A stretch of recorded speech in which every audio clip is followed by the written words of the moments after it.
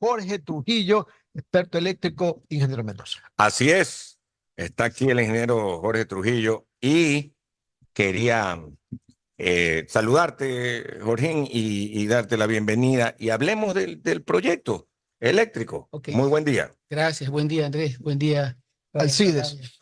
Alcides. Y Julio, no sé si va a estar luego en línea, Sí, pero claro. Sí, sí, está en línea.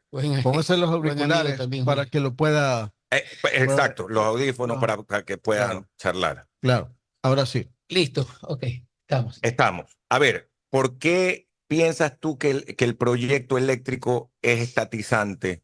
El que ha mandado un gobierno que es de empresarios, ¿no? Supuestamente. El proyecto se llama Ley de Competitividad Energética a la Asamblea, así se llama. Ley de Competitividad Energética. Bonito nombre, pero no tiene nada de eso. Ah, caray. Bueno, Tiene la palabra. Sí, permíteme, primero hablo un poquito sobre el tema de la demanda y la oferta, y luego, solo mostrando la demanda y la oferta, vamos a concluir lo que yo afirmo inicialmente. A ver, en el tema de la demanda es importante ver que en los últimos 35, 40 años, la rata de crecimiento anual del Ecuador La rata es el ratio, ¿no? El incremento, claro. ha sido Es que van a creer que es una rata. Es como ahora iba harta rata. hay harta rata. Hay que explicarle bien Sí, sí. al oyente. Está bien. Del 4,5 al 5%. De hecho, este es un Anual, factor ¿verdad? anual. De hecho, este es un factor que lo utiliza el Fondo Monetario, el BID para enfocar en la tasa de crecimiento, para no repetir esa palabra. 5% anual, ¿sobre qué base, por ejemplo? ¿Cuánto producimos y sobre eso qué No. necesitamos? ¿Cuánto consumiste este año y cuánto consumes el año siguiente? Ya. O sea, comparar el año Ya, anterior con. perfecto. Entonces, pero ojo, en este año se ha producido algo atípico, increíblemente malo y bueno al mismo tiempo. Estamos en el 10,5 y 11%. Entonces, cuando un analista del extranjero ve una tasa de crecimiento de este orden, dice, ese país está despegando económicamente muy alto, ¿sí? Porque lo hacen por el Producto Interno Bruto, lo hacen por el incremento de la tasa de crecimiento de electricidad. Entonces, ¿por qué estamos en este orden? Esto en cuanto a la demanda. Luego voy a mencionar términos respecto a la oferta. Bien, hay el sector camaronero. Se hablaba en la entrevista anterior, y con mucha razón, una de las pocas cosas que creo que se olvidó en el gobierno de Lazo fue quitarle el subsidio del diésel a los camaroneros. Ojo, son 230, 240 mil hectáreas, entonces, que antes utilizaban y siguen aún utilizando muchísimo el diésel para la generación, para el bombeo, etcétera, etcétera. Entonces, está migrando el sector camaronero lentamente, pero en forma muy firme, hacia la electrificación. ¿Ok? Entonces, se prevé que en los próximos 10 años va a haber alrededor de 2,5, o sea, 2.500 megavatios. Para que se hagan una idea comparativa, la mayor presa hidroeléctrica que tenemos es Atoche Pilatón. Coca-Cola. Que son más o menos 1.500. 1500. O sea, estos son 1.000 megavatios más de todo lo que es Coca-Cola Sinclair, en los próximos 10 años. En este momento está electrificado menos del 8 o 9% del Ecuador en las camaroneras. Ah, en las camaroneras. En las camaroneras. Ya, ok. O sea, Usan qué grupos electrógenos. Entonces, o sea, sí, la Generación propia. generación propia. Y motores para bombear con diésel. Claro. ¿Okay? Ok. Entonces, como se les quitó el subsidio del diésel, entonces están migrando A a electricidad. electricidad. Entonces, se prevé, repito, que en los próximos 10 años van a estar totalmente electrificadas, ¿no es verdad? Pero este incremento de la demanda paulatina va a seguirse incrementando en los próximos 10 años. Uno. Dos, hay otro sector que es vital, que es importantísimo, que en el país no nos damos cuenta de la importancia y del crecimiento que se avecina. Es el sector minero. Solo para que se hagan una idea del sector minero, existen dos inversiones mineras extranjeras, que están por el orden de los 850 megavatios. Dos. ¿Qué tiene que ver minas con los megavatios? Electricidad. en el momento que cae No. O sea, ¿cómo funcionan las mineras? Funcionan con energía y la energía es eléctrica. Ah, están requiriendo 850 megavatios. Ah, ya, ok. Por eso estoy Ya. hablando De la demanda. de la demanda. Ok. Estoy hablando de la demanda. Entonces, es una cantidad brutal, pero es una migración muy lenta, pero muy segura del fósil, o sea, el petróleo, a la minería. Recordemos que en Perú, hace años, Fujimori se abrió el país a la inversión extranjera y hoy por hoy están por los 21.000 millones de exportaciones por el tema de minería. Entonces, a futuro va bajando el tema del consumo del petróleo y la producción de petróleo en el país y va a ir subiendo, en mi opinión, el tema minero a través de suministro de electricidad. Entonces, Entonces, estamos camarón, estamos minería. minería. Sigo entonces. Ahora, obviamente, pues el país tiene que tener energía suficiente para que vengan las inversiones mineras extranjeras, que son puntualmente muy altas, y a su vez poder sacar una exportación de minería que requiere el país en sustitución por el decremento del petróleo. Luego tenemos electromovilidad. Resulta que ya Quito, Cuenca y Guayaquil tímidamente, pero Guayaquil, Quito y Cuenca están ya con electromovilidad. El metro, por ejemplo. Así es, paulatina. Aquí unas 20 buses de una cooperativa, la 89 Saucil, también de energía eléctrica. Así es. Y en general en el país ya está migrando hacia, evita menos combustible, ¿no verdad? Y a su vez genera menos contaminación. Entonces, en este contexto, los carros nuevos que ya están saliendo son híbridos, pero pronto, en un futuro cercano, dejarán de ser combustible y pasarán a ser eléctricos. Eléctricos todos. Entonces, estamos hablando nosotros, y el eléctrico consume, tiene motores eléctricos y tiene cobre, y cobre es minería. Entonces, y deja de ser fósil y pasa a minería. No sé si Sí. me explico. O sea, Correcto. hay una transición en el mundo, y en particular en Ecuador, de fósil a minería. ¿Ok?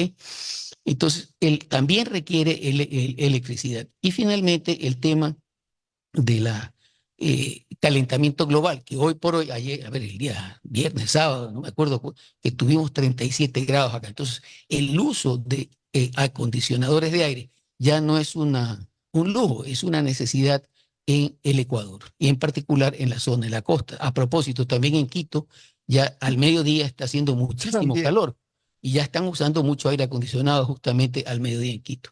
Entonces, estos son 4 temas: camaronero, minero, electromovilidad y el tema del calentamiento global. Entonces, aquí este incremento brutal de la demanda, de por sí el Ecuador, el país, no estaba preparado para esto. Yo lo voy a mencionar luego en el tema de la oferta. ¿Ok? Importante es que las políticas que en otros países, que vamos a poner unos ejemplos prácticos, sí se respetan las políticas de Estado, sobre todo en sectores estratégicos. ¿Qué quiero decir? O sea, viene un gobierno y toca políticas económicas, etcétera, pero no toca el tema de la política de Estado, que son las áreas estratégicas, que son petróleo, minería, etcétera, ¿no verdad? Entonces, y electricidad. Entonces, es importante recalcar que eso no ocurre en el Ecuador. Viene un gobierno y va para la izquierda y toma medidas extremas y desabastece. Y luego viene otro gobierno. Entonces, no hay respeto a las políticas de Estado. Políticas, me refiero a políticas energéticas. ¿Ok? Ahora bien, quiero darle un dato importante a ustedes sobre el tema de Latinoamérica. Hablamos pues de Centro, del Caribe y de Sudamérica. El 75%, estas son cifras del BID, 75% de la generación de Latinoamérica está concentrada en el sector privado. 75. ¿Sabe cuánto tiene el Ecuador? Menos del 10%. Bajísimo. Menos del 10%. ¿Sabes a cómo aspira el Ecuador llegar en los próximos 3 años? A cerca del 15%. Entonces, cuando yo... ¿Pero por qué ocurre eso? ¿No será porque aquí en el Ecuador consideran al sector eléctrico como un sector estratégico de la economía del país? Entonces no se le afloja un poco la entrega de la responsabilidad al sector privado para que también construya todo lo que tenga que ver con generación eléctrica. Yo creo que en el fondo se ha satanizado lo que es la palabra privatización. ¿sí? Repito, voy a dar un dato solo para resaltar el tema. Más allá de que las tarifas están congeladas, entonces no puedes tú pedirle a un nacional o a un extranjero que invierta, ¿no es verdad?, donde tienes tarifas congeladas. Entonces uno pone, el extranjero, pone su dinero para hacer una inversión con una redituabilidad que sea razonablemente, Si no, ¿no? no viene la inversión extranjera, pues. Y de hecho no ha venido. Por eso estamos donde estamos y como estamos. Ahora, solo para mencionar, Ecuador en generación, transmisión y distribución. En la generación tiene participación estatal y privada, ¿ok? Tiene 92% de capacidad de generación estatal y 8% de capacidad de generación privada. 8. En transmisión es pública y distribución es pública. Voy a mencionar tres casos. Colombia tiene participación privada y participación estatal. ¿Sabe cuánto tiene Colombia de participación privada? 65%. Ahora nos explicamos por qué. Porque cuando van a negociar con los colombianos, el gobierno va a negociar con colombianos del sector privado, porque ellos tienen otra regulación que dicen que no puede exportarse energía a través de generación hidroeléctrica, sino con térmica. ¿Ok? Lo que está pasando ahora con nosotros. Así es. Eso Entonces, está pasando con nosotros. estoy mencionando algo. Claro. Voy a darles un dato interesante. Desde que se aprobó la ley en el año 2001, 2002, eso yo tuve participación directa en el CONELEC, para aprobar esa ley, para poder comprar y vender energía a Colombia y viceversa. Resulta que se ha negociado con Colombia, se ha pagado a Colombia, ojo, 1.100 millones de dólares, repito, 1.100 millones de dólares. ¿Cuánto le hemos vendido nosotros a Colombia? 300. Ojo, ellos nos venden en distintos tiempos, ¿no? En distintos tiempos. Claro. Cuando cada país requiere, ¿no? Porque son ventas spot. Y así se lo ha transado porque, como usted bien recalca, somos diferentes, aun siendo vecinos, ¿no? ¿Verdad? Por ejemplo, recién a ellos les está llegando el estiaje en este momento. Pero Colombia compra el Ecuador energía al Estado y el Ecuador compra a Colombia energía a la empresa privada. Entonces la empresa privada tiene otros precios. ¿Y usted ha visto un colombiano empresario que sepa negociar mal? Nunca, pues. Empezando porque son mucha labia. ¿Sí? Mucha labia. Entonces, ¿qué es lo que deberíamos tener acá? Inversión privada, nacional y o extranjera que pueda poner dinero, pero con redituabilidad razonable. Pero tiene que entrar la generación privada acá en el Ecuador. Las 10 de la mañana, 32 minutos, estamos dialogando con el ingeniero Jorge Trujillo. No sé si Julio esté conectado con nosotros. Julio, por favor, para que continúe usted con más preguntas. Gracias, Alcides. Jorge, qué gusto de saludarlo a los años que no lo veo hace mucho tiempo. Se me ha perdido. Nos hemos perdido, mi querido Julio, recíprocamente. Gusto en escuchar. Bueno, yo quería preguntarte una cosa, Jorge.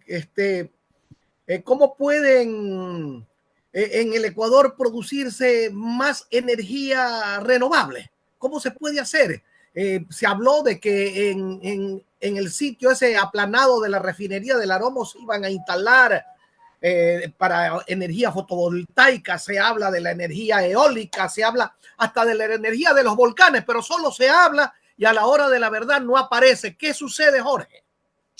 A ver, el problema justamente tú pones el dedo en la llaga, Julio. Mira, antiguamente, estoy hablando en la época que yo fui presidente del Consejo de Electricidad, estaba el CONEL, ahora hay un organismo que se llama Arconel. Y Arconel se dedica, en mi opinión, a no solo estimular la producción de nuevas centrales no convencionales, en este caso solares, sino a obstaculizar cuando vienen del sector privado. Entonces, hay alrededor de 500 megavatios de energías no convencionales e hidroeléctricas privadas en el país, cuando tenemos una potencia instalada de alrededor de 6.500 habilitada. No es la potencia total instalada, sino la que únicamente está operativa.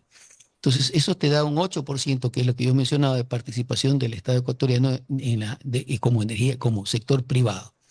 Entonces, si, si nosotros como país tenemos que importar, ojo, importar hidrocarburos ya refinados para producir generación térmica, entonces lo que tenemos que hacer es migrar, cambiar en forma inteligente hacia áreas no convencionales como es la solar, que igual energía solar hay en Quito, hay en Guayaquil, hay en todo el país.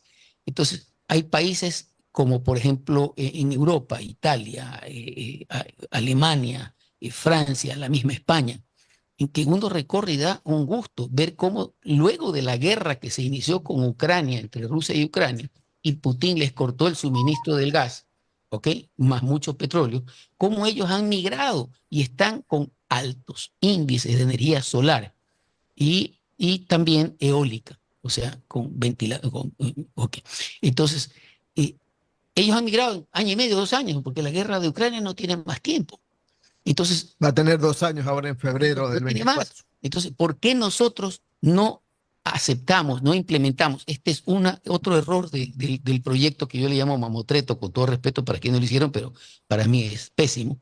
¿Por qué no poner estímulos para la inversión privada, como tú mencionas, Julio, en el sector, por ejemplo, de solar? Puede ser, ojo, energía solar en las residencias, energía solar en el comercio, energía solar en las industrias. Por ejemplo, hay una regulación que estuvo por algunos años de 1 megavatio tope. A ti te permito como tímidamente, pero ojo, no puedes excederte como eres privado y no generes más de 1 megavatio. Y Arconel se ha opuesto a muchísimos de estos de proyectos y los ha obstaculizado. No quiero dar nombres, pero dentro de quienes han sido, pero son empresarios grandes que han tenido que pasar un viacrucis para que les aprueben un proyecto de 1 megavatio. Entonces ellos ponen Bueno, su dinero, oh, empresarios industriales ecuatorianos, y tienen que estar rogando para que Arconel les acepte. Pues finalmente lograron aumentarlo como gran favor, ojo, a 2 megavatios. Yo creo que debería Jorge, estar. pero es que Jorge, usted tiene que entender que están en el arco, pues. No es que son arcos, entonces están tapando todo, tienen buenos arqueros. Siempre tan imaginativo, mi querido Julio. Siempre es jocoso, Julio. Sí, ahora, esta gente yo creo que por lo menos deberían poner 10 megavatios. Déjenme darles otra perla. ¿Saben Perú cuánto tiene de generación privada? 88%, 10 veces más que Ecuador. 88%. Y ojo, y la transmisión de Perú es 100% privada. La transmisión de Ecuador es 100% estatal. ¿Sí? Chile, toda la generación es privada, toda la transmisión es privada y toda la distribución es privada. Entonces, el mundo evoluciona hacia el sector de inversión nacional y o extranjera en forma privada. Entonces, nosotros estamos yendo en contravía. Por eso yo digo que esta ley no aprovecha justamente el tema de, de que el mundo va hacia la electrificación, los coches, todo. Entonces, cada hogar debería tener, yo esto en algún momento tuve oportunidad de conversarlo con el ministro saliente Santos y le dije, deberían ustedes promover el tema de que los hogares ecuatorianos puedan tener en sus techos paneles solares, las industrias también, el sector comercial también. Bueno, no se hizo, pero les doy un dato interesante. ¿Por qué tiene Ecuador todos los huevos en la canasta de la generación hidroeléctrica de la cordillera hacia el oriente y no de la cordillera hacia el Pacífico? Porque en esta época que hay estiaje en la zona del oriente, si tuviéramos centrales más grandes en la zona de la cordillera al Pacífico, sería una forma de compensación. Nosotros tenemos, por ejemplo, Toachi, un proyecto grande que en el gobierno de Correa se quedó trabado con unos rusos y recién lo han reactivado muy inteligentemente el tema de la gente del SELEC, pero son 45 megavatios por unidad. O sea, pronto va a entrar la otra unidad, son 45, pero son pequeños. Hay el proyecto Daule Peripa, es pequeño también. O sea, ¿por qué? Porque el proyecto Daule Peripa es de uso múltiple, o sea, es para controlar inundaciones, para riego y para electricidad, pero en tercer lugar es la electricidad.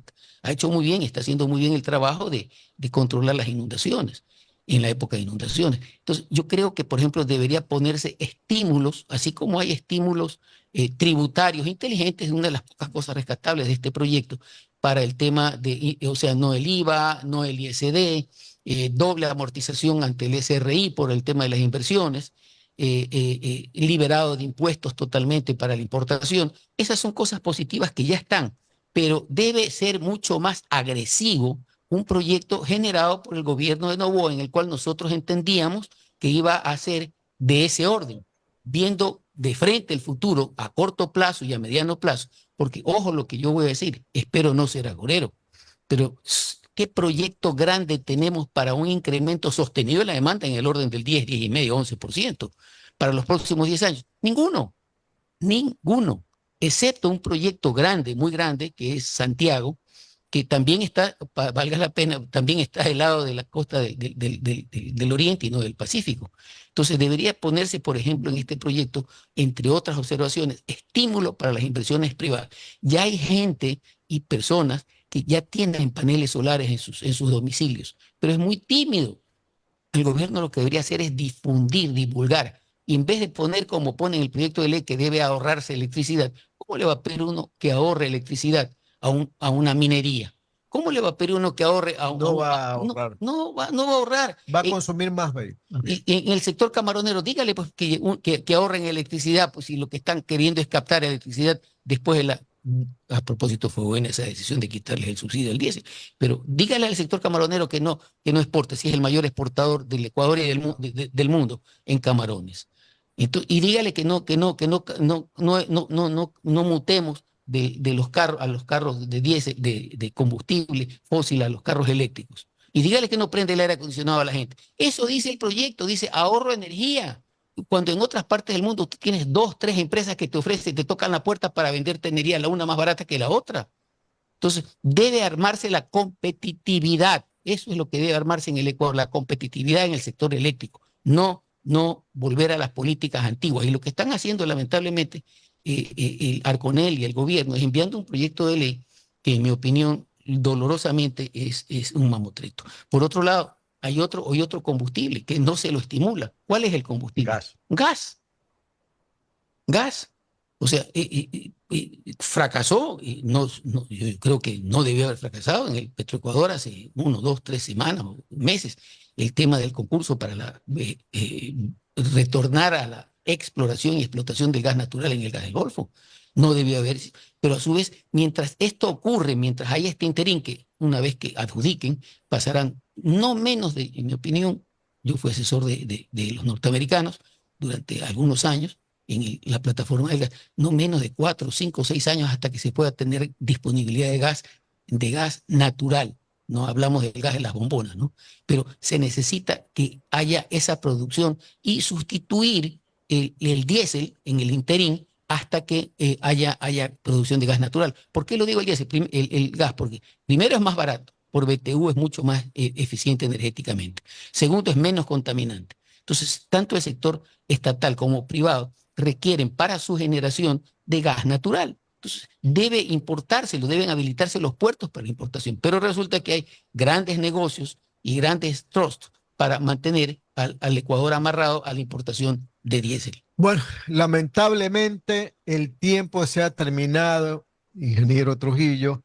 El tema es muy extenso como para poder dedicarle muchísimo más tiempo, pero le ofrecemos que, como esta es una cuestión que no va a terminar mañana, recién el proyecto, entiendo yo que ya fue aprobado por el CALI y ya lo debería de estar ya analizando una comisión para que luego pues lo entregue al pleno de la asamblea y de ahí pues resolver qué se va a hacer. Pero para eso yo creo que son estas reuniones en las comisiones para que se agreguen elementos importantes y se quite la grasa, como se dice. Sí, Así que le agradecemos mucho, ingeniero Trujillo, por haber estado con nosotros. muchísimas gracias. Espero otra oportunidad poder. Claro que sí, porque comentar veo que cualquier- usted ha traído un borrador muy extenso de apuntes muy importantes, lo que significa que usted es una persona muy interesada en expresar todos los puntos concernientes a este gran problema que tenemos actualmente de los apagones en el país. Así es, la oportunidad es histórica la que tiene el gobierno de Noboa y la están desperdiciando lamentablemente.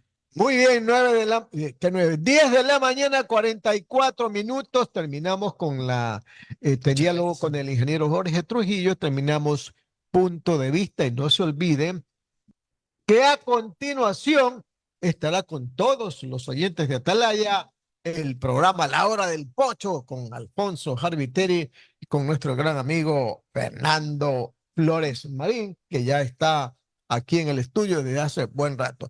Con nosotros hasta el día de mañana, estimados amigos. No se olviden, como siempre, La Hora del Pocho. Chao.